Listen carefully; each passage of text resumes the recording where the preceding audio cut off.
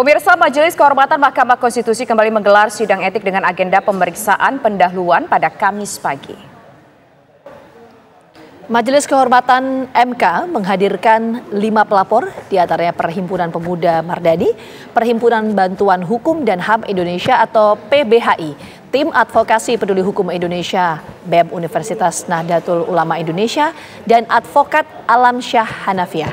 Sidang dimulai pukul 9 waktu Indonesia Barat di Gedung Kepanitraan dan Sekretariat Jenderal MK.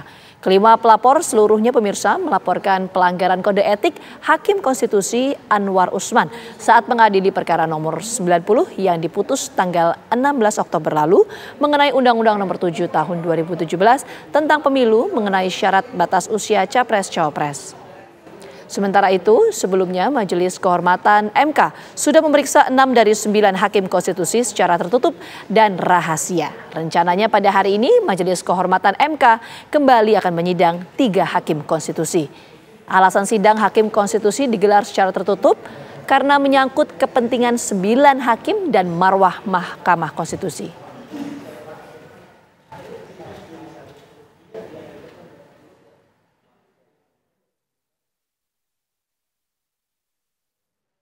Lantas bagaimana berlangsungnya hasil sidang atau bagaimana pemirsa berlangsungnya sidang kode etik Majelis Kehormatan MK pada hari ini kita tanyakan langsung kepada reporter TV One ada Leo Chandra. Leo, silakan dengan laporan Anda.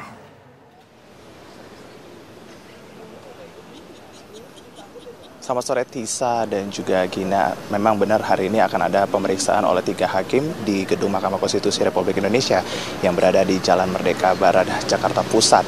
Di mana memang agenda sidang ini sudah dimulai sejak pagi tadi, kemudian dilanjutkan pada jam 2 siang dengan pemeriksaan atau pelaporan dari para pelapor. Dan hari ini jam 4 adalah pemeriksaan oleh 3 hakim maksud saya, di mana yang pertama adalah Hakim Daniel Yusmik, kemudian Hakim Guntur Hamzah, dan Hakim Wahidudin Adams. Tadi kami melihat di lokasi Gedung Mahkamah Konstitusi Republik Indonesia, kami melihat bahwasannya Hakim Guntur Hamzah telah hadir memasuki ruangan sidang, di mana memang sidang ini dilakukan secara tertutup karena mengingat bahwasannya adanya kepentingan oleh marwah MK seperti itu. Dan selanjutnya ini hari ini sidang dengan menggelar adanya dugaan pelanggaran kode etik yang dilakukan oleh Ketua Mahkamah Konstitusi, yaitu Anwar Usman dan juga para Hakim Konstitusi.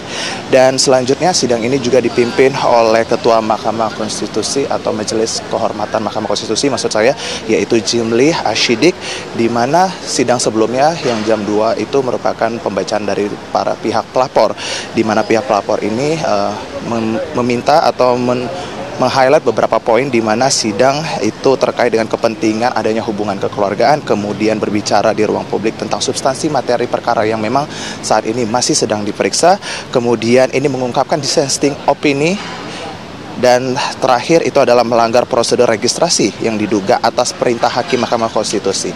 Dan selanjutnya kami masih menunggu terkait dengan hasil pemeriksaan ketiga hakim yang masih dilakukan di Gedung Mahkamah Konstitusi Republik Indonesia.